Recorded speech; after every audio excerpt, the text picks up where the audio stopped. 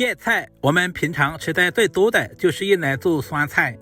今天搭配幾個雞蛋，分享一道好喝又營養的芥菜雞蛋湯。歡迎來到煙火味廚房。準備幾顆鮮嫩的芥菜，首先把菜幫掰下來，菜心特別的鮮嫩，我們留着做酸菜。今天我們只要菜幫部分，因為菜幫凹凸不平，難免藏有一些泥沙或者是雜質，一定要像視頻中這樣，把每一塊菜幫都清洗一下。這一步千萬不能省略。清洗完第一遍之後，我們放在乾淨的清水中多淘洗2遍，直到把表面的雜質泥沙全部淘洗乾淨。接下來簡單的給下刀，把菜幫和菜葉分開來，因為它們的成熟度不一樣。芥菜富含豐富的膳食纖維、葉綠素以及各種微量元素，其中膳食纖維可以幫助消化，維持腸道健康。把菜梗稍微的拍一拍，這樣方便成熟，然後再切成大約1公分左右的小長段，全部切好放在準備好的碗中。菜葉我們同樣也切成1公分左右的小長段，全部切好，和菜梗放在一個盤中備用。接下來準備一個小碗，往碗中打入幾個雞蛋，雞蛋的數量也是根據家裡人口的多少來定。接下來準備一個鮮嫩的西紅柿，挑選西紅柿，我們要挑選這種帶有綠色菜葉的，這種西紅柿更為鮮嫩多汁。在頂部打上14發刀，這樣方便去除外皮。西紅柿是小朋友們特別喜歡吃的一道食材，富含豐富的番茄紅素，營養全面。放在大一點的碗中，然後再加入100度的開水，放在一旁靜置10分鐘左右。接着準備幾個小芋頭，清洗乾淨，削掉外皮，因為芋頭表面有粘液。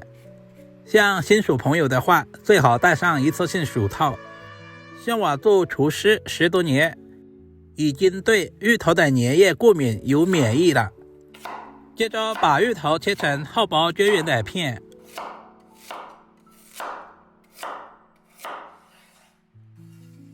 全部切好放在盤中。現在的西紅柿也已經浸泡好了，很輕鬆的就把外皮給撕下來了。吃完皮的西紅柿晶瑩剔透，看着特別有食慾。西紅柿皮不是不能吃，而是在煮制的過程中久煮不爛，就像塑料一樣。接下來我們把西紅柿對半切開，裡面的硬心比較硬，我們一定要切下來，然後再切成厚薄均匀的片，全部切好放在盤中備用。起鍋加入多一點的食用油，油溫燒熱以後，把芋頭直接倒在鍋中。我們要把芋頭炸熟，炸出香味，整個過程大約要2分鐘左右。在炸制的過程中，我們要不停地翻動，防止底部粘鍋。炸制成表面微微金黃，倒在漏勺裡面，充分的控乾油分備用。鍋裡底油，下入準備好的雞蛋。今天的雞蛋不需要打散，像視頻中這樣稍微的轉動一下鍋，煎成一個稍微大一點的蛋餅。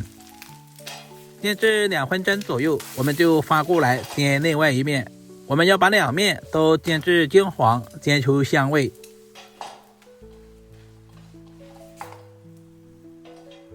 把煎好的雞蛋放在案板上，然後再簡單的給下刀，這樣方便下一步的入味，同時方便老人和小孩食用。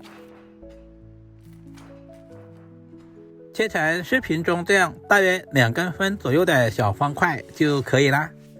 全部切好，放在大一點的盤中備用。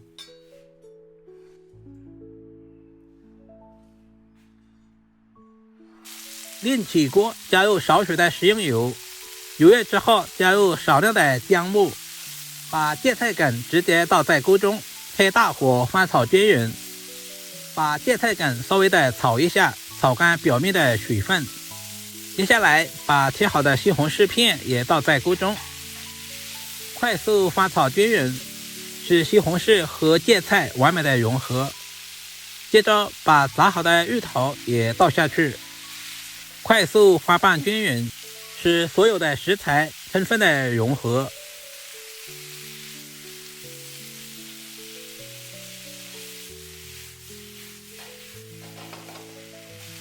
接着往鍋中加入多一點的溫水，一般在飯店我們都是加入高湯。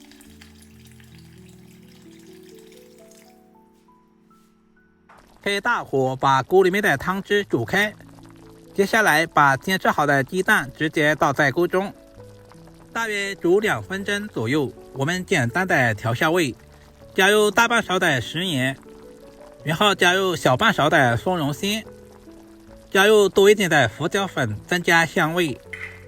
我們吃的是食材的本味，所以不需要添加太多的調味料。親愛的朋友們，視頻都看到這裡啦，借您發財的小手點個讚再走唄。您的每一個點讚和留言都是我前進最大的動力，非常感謝。接着把菜葉也倒在鍋中，因為菜葉比較容易熟，我們煮製的時間千萬不能太長，不然的話吃起來沒有口感。這個時候的湯汁也變得非常的濃稠，看着都特別有食慾。一道營養又好喝的芥菜雞蛋湯就這樣做好啦，是不是非常的簡單？如果你也喜歡這種做法，就趕緊收藏起來，有時間做給家人們嘗試一下。簡單的食材做出不一樣的家常味道，冬天來上一碗真的是暖身暖心又暖胃。芥菜、芋頭、雞蛋和西紅柿幾種食材搭配在一起，不僅增加了營養，同時豐富了口感。如果視頻對您的廚藝有那麼一點點幫助，就麻煩點讚、收藏、留言並轉發出去。好了，今天的視頻就簡單的分享到這裡啦，我們下個視頻再見吧。